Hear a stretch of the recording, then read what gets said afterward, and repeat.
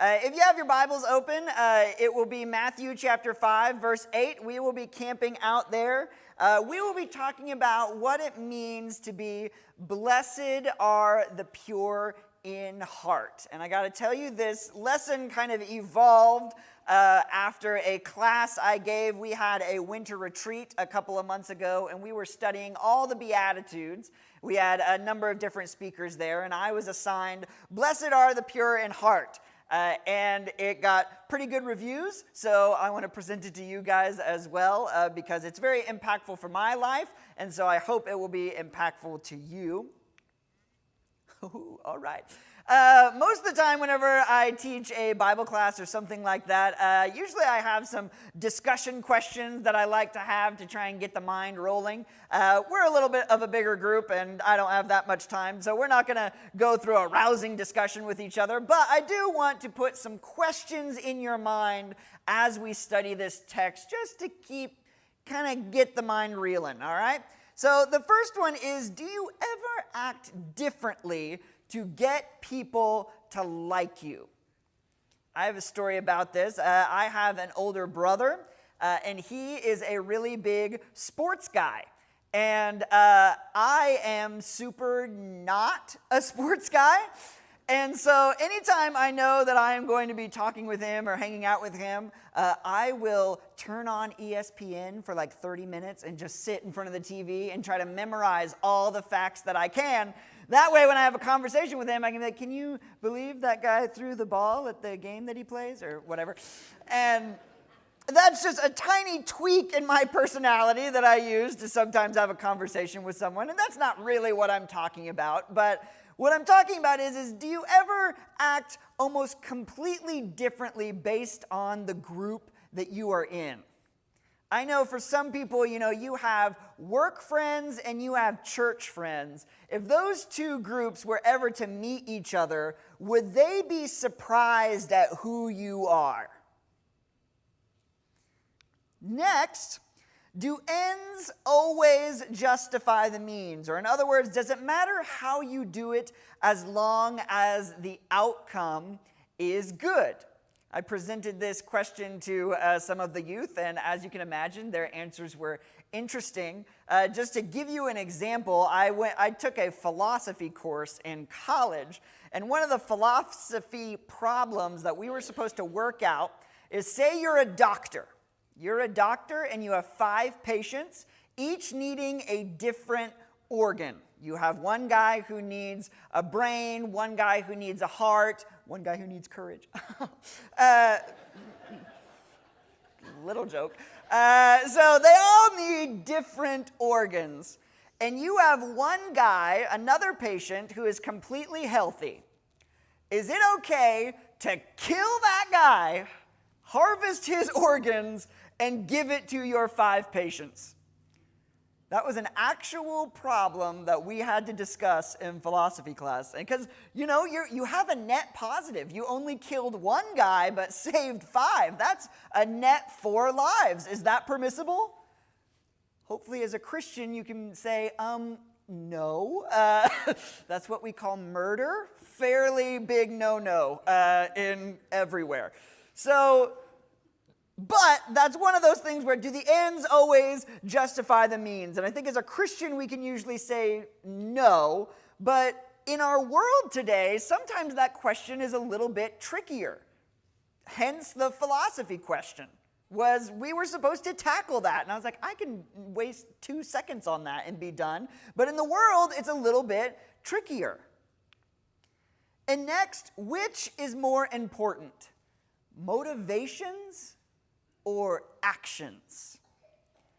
I also presented this question to the youth, and I got a variety of different answers. And I would be really interested to see if we polled the audience where you guys land, but that is just something that I want you to keep in the back of your mind. Is it more important, motivations or actions? Does it matter what you were thinking while you did the thing, or just that you did it? Okay? We are going to study Matthew chapter 5, verse 8, and as it was wonderfully read for us before, here's what it says. Blessed are the pure in heart, for they shall see God. And what's interesting about this beatitude is, for someone like me who might not be, a super smart dude, looking at that beatitude, it's almost kind of a mystery on its surface. Like the other beatitudes, yes, you can really delve into a lot of beatitude study, but most of the time we kind of know what Jesus is going for is like, blessed are the peacemakers. Well, we kind of know that he wants us to be peaceful there. Blessed are the meek. Blessed are those who mourn. We kind of know what he's going for here, but blessed are the pure in heart. I even have a hard time knowing what that means. What does it mean to be pure in heart? And for that matter, what does it mean that they shall see God? Does that mean that they shall see God at the end of their life? Does that mean that they shall see God now? Why I really love this beatitude is that it kind of forces you into deeper study. And so that is what we are going to do this morning. We are going to try and delve a little bit further into this beatitude and see if we can shed some light on what Jesus might be going for here. And whenever you are studying the Bible and you want to know something just a little bit more deeply, a great place to start is trying to figure out the cultural context that you might be missing.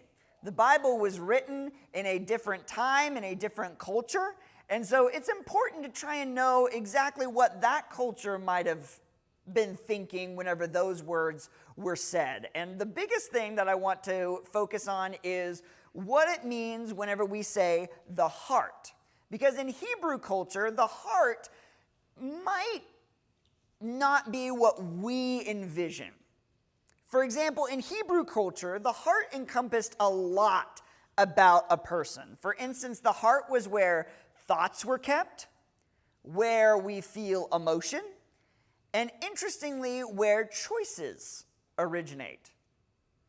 Which to me and to my Western ears, yes, I think we can all agree that we believe that the heart, we kind of use that as the seat of emotion. It's like you have passion in your heart, or you fall in love with all of your heart. But where thoughts are kept and where choices originate, that sounds more like, at least to me, the brain. Like that's where, if you're thinking about something, you're thinking about it with your head, not necessarily your heart. But in Hebrew culture, the heart really encompassed all of those things. It wasn't just where your emotions were kept, but also where your thoughts were kept.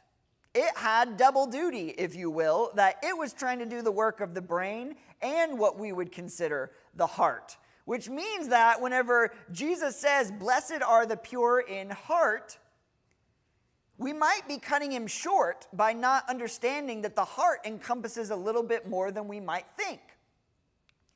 And just for a little extra scriptural evidence, Proverbs chapter 4, verse 23 says, above all else, guard your heart, for everything you do flows from it. Everything you do flows from it. Okay? So now we've kind of got an understanding of maybe what the cultural aspect would be of when we say the heart. Now, next in your Bible study, you should try and figure out what the scriptural context is. So we are in the Sermon on the Mount, a very, very famous sermon that Jesus preached. It goes from Matthew chapter 5 to Matthew chapter 7. And so you can kind of see, if you're looking for scriptural context, let's look just a little bit deeper in the Sermon on the Mount. Maybe there's some hints to what Jesus might mean whenever he says, blessed are the pure in heart, if we dig a little deeper in there. Matthew chapter 5, verse 21 through 23 says, you have heard that it was said to those of old, you shall not murder. Whoever murders will be liable to judgment. But I say to you that everyone who is angry with his brother will be liable to judgment. Whoever insults his brother will be liable to the council. And whoever says, you fool, will be liable to the hell of fire. Skipping down just a little bit in verse 27, it says, you have heard that it was said, you shall not commit adultery. But I say to you that everyone who looks at a woman with lustful intent has already committed adultery with her in his heart. So what is Jesus saying in these passages? Well, on a surface level, we can say it's like, okay, as a Christian, you can't really high-five yourself too much if you're like, wow, I am crushing Christianity. I have not killed anyone at all this week. You can't really be too proud of yourself for that. Or if you're saying like, man, I have been faithful to my spouse, I am on track for a great marriage. On the surface level, that's what he's saying. But what's even more interesting is Jesus is saying even more than that. This may sound odd to us, but Jesus is saying is that he's not just satisfied with a society that doesn't murder, that doesn't use harsh words with one another, and doesn't commit adultery. And why I think that sounds odd to us, because if we lived in a society where no one was killing anybody, everyone was nice to everybody, and everybody was faithful to their spouse, we would probably say, yay, we did it! Utopia is here, heaven on earth, woohoo! We're killing it. But Jesus actually says that's not good enough. It's not good enough that you just don't murder your brother, because if you are angry with your brother, you have killed him in your heart. It's not enough just to be faithful to your spouse if you are straying in your heart. So going back to that question of, does it matter what your motivations are? I think Jesus would say, absolutely. It doesn't matter that you're just doing the thing. It matters why. And we can see this throughout Jesus' ministry on earth. If you are a student of the Bible, you have probably heard the name Pharisee before.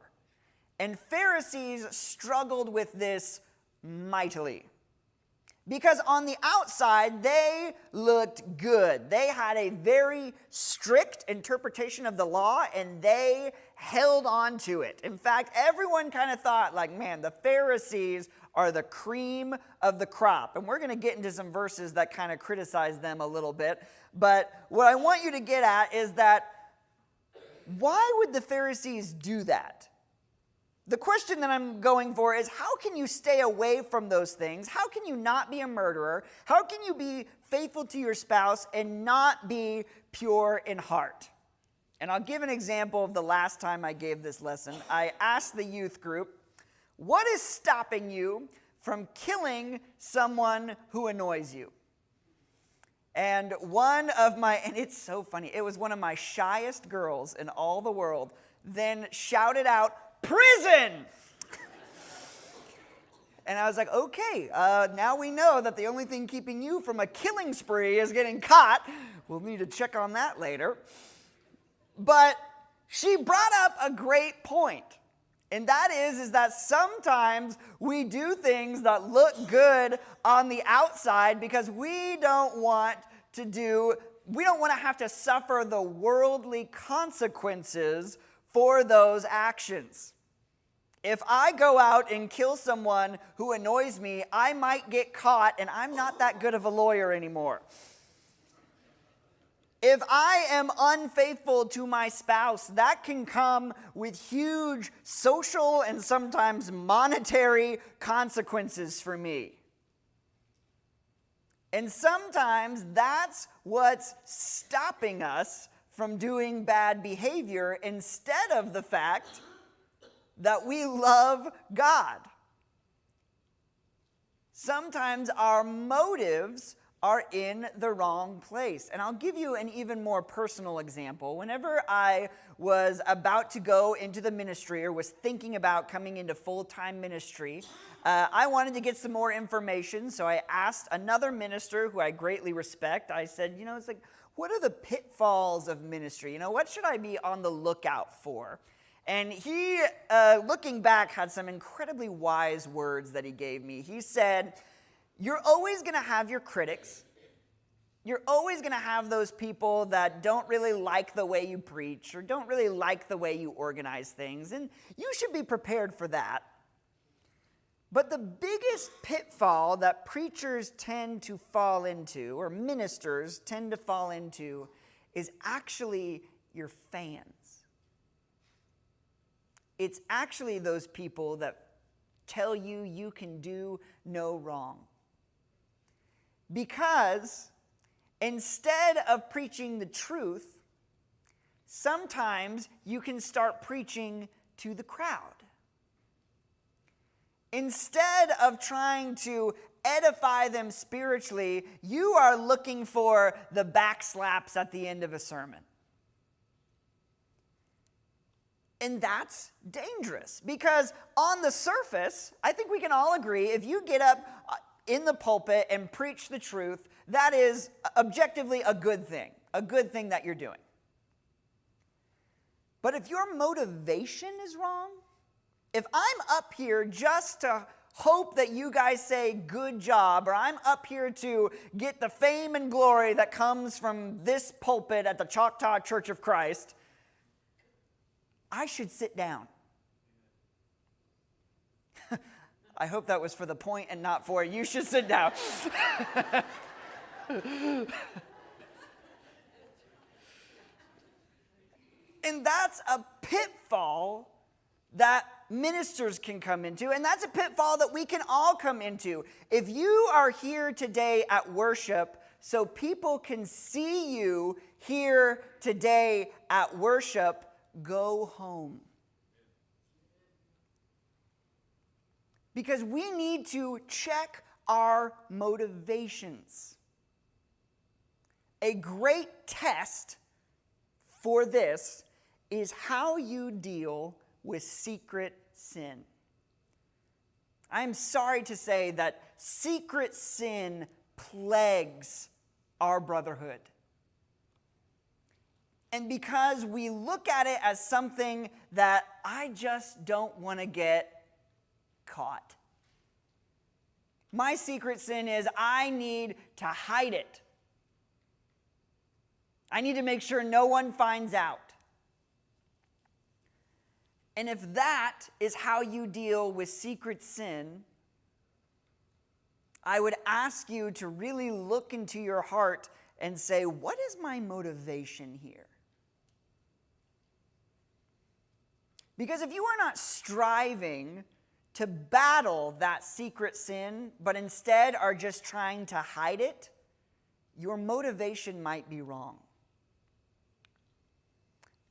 Jesus had some strong words for the Pharisees in Matthew chapter 23, starting in verse 25, and it goes along really well with what we're talking about here. Matthew verse 25 says, "Woe to you, scribes and Pharisees, hypocrites! For you clean the outside of the cup and the plate, but instead they are full of greed and self-indulgence. You blind Pharisee, first clean the inside of the cup and the plate, that the outside may be clean. Woe to you, scribes and Pharisees, hypocrites! For you are like whitewashed tombs, which outwardly appear beautiful, but within are full of dead people's bones and all uncleanness. So you also outwardly appear righteous to others, but within you are full of hypocrisy and lawlessness." As we discussed before, the Pharisees on the outside looked like the most righteous people you could ever meet. They followed the law as strictly as they could. Everyone thought they were the best. And Jesus is saying, man, you look good, but on the inside, you are filthy.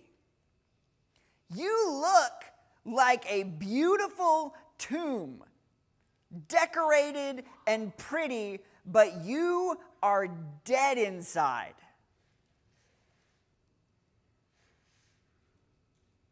And I wish I could say, go get him, Jesus. Yeah, take that, Pharisees.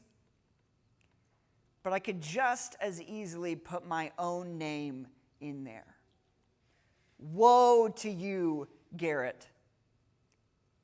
Get your heart in the right place first, so that the outside may also be clean. Now, going back to my ministry example, the people who are encouraging your ministers, I don't want you to come here and be like, I should never tell Marty he did a good job ever again. There's nothing wrong with that. There's nothing wrong with being an incredibly encouraging Christian and encouraging to your ministers. Ministers greatly appreciate any encouragement that they can get from their congregation. But it is also up to each and every one of us to make sure that our hearts and our motivations are in the right place for everything that we do. Why are you a Christian is sometimes a harder question than we give it credit for. I ask that of some of my youth kids, and many times they have the right Bible answer. It's like, oh, because Jesus died for me and I love God.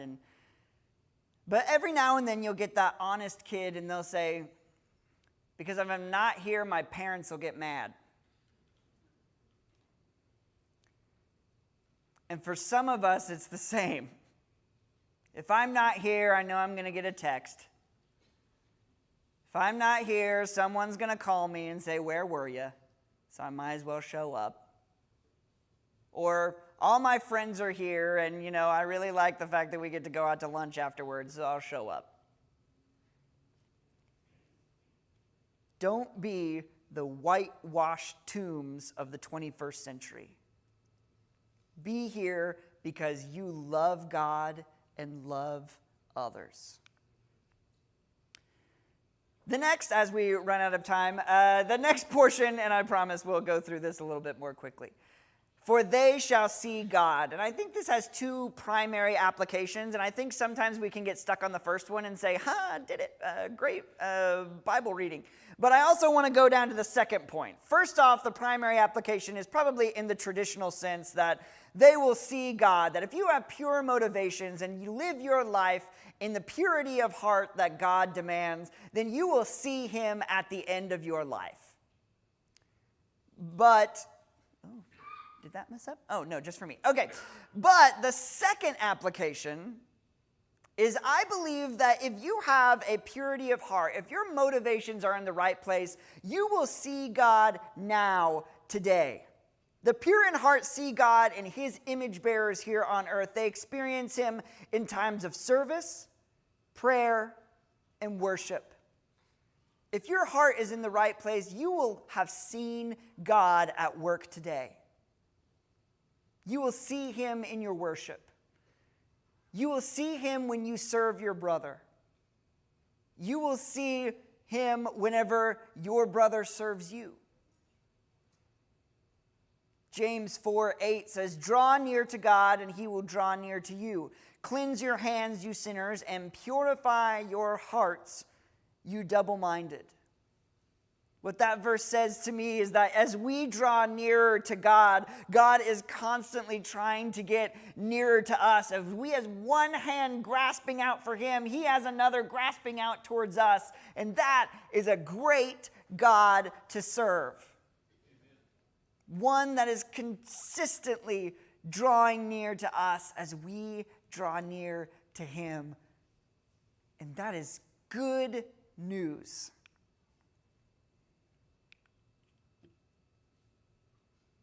One more. There we go. And just give us all of it. So you might be wondering, hey, that sounds good. I want me one of them pure hearts. How do I get one of them? Well, I'll tell you. The Greek word for pure in Matthew chapter 5, verse 8 is katharos, and it means to be clean, blameless, and unstained from guilt, which I think we're kind of on the same page there.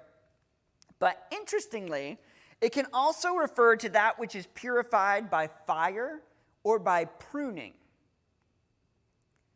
And how do you think one purifies their heart by fire or pruning? This is going to be great news for all of us because it's not really about how great we are at purifying our own hearts. A lot of times, sometimes whenever we want to be a better Christian, we're just like, I just need to grit my teeth and pull myself up by my bootstraps, and I can do this. God, get out of the way. I'm going to be a better Christian. But it's not about that. It's not about how you alone can get a pure heart. It is all about how willing are you for God to come into your life and purify your heart. How willing are you to let him inside and work in your life? Proverbs 20 verse 9 says, "Who can say I have made my heart clean? Am I pure from sin?" It's a rhetorical question. No one can say, I've made my own heart pure and clean. That is the job of only God. And our openness and willingness for him to do that is what gives us these pure hearts and pure motivations. I hope you have enjoyed or at least been impacted by our study of Matthew chapter 5, verse 8. I hope that you will be able to take this out to the week and through the week and hopefully be able to have a little bit more open eyes to whenever we read that particular beatitude. I also want to offer an invitation. Maybe you are struggling with the purity of your heart. Maybe you want this church family to pray for you so that you can continue to go down on that walk. Or maybe you want to start your walk with Jesus today and go into the waters of baptism. I know this church family would love to do that for you as well as we stand and sing this invitation song.